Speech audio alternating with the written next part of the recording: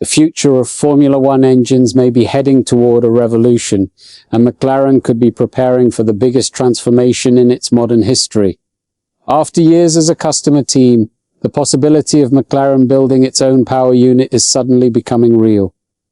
And the reason behind it is the growing pressure to bring V8 engines back to Formula One. This changes everything. The current engine rules continue to divide the paddock. Drivers have repeatedly criticized the heavy electric dependence in the modern power units, especially the loss of power halfway down long straights and the strange energy management during qualifying laps. Fans and drivers alike have questioned whether Formula One is becoming too artificial.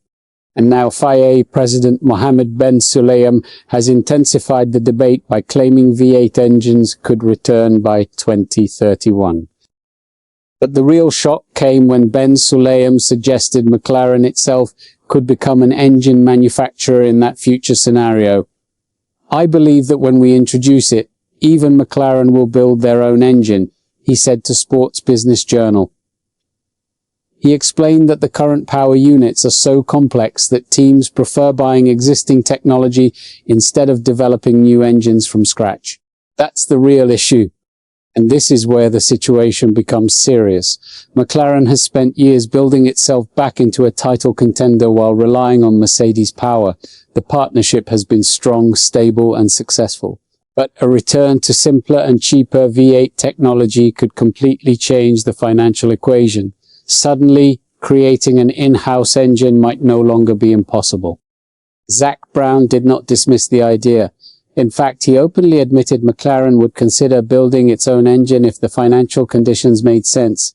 If there was an engine formula that was financially viable, yes, we would consider that and the technology, Brown said during the Indy 500 weekend.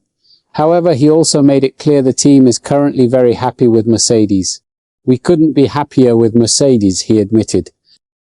At the same time, Brown defended the current racing product despite all the criticism surrounding the new regulations. He argued that fans watching from home are still seeing exciting races with overtakes and battles at the front. He pointed to races like Miami where multiple leaders fought for victory as proof the show is still strong. According to Brown, the complaints from drivers are part of the normal adjustment process whenever Formula One introduces new technology. But even Brown acknowledged the current system has gone too far in certain areas. He admitted battery management has become an extreme element many drivers dislike. Still, he insisted it remains racing.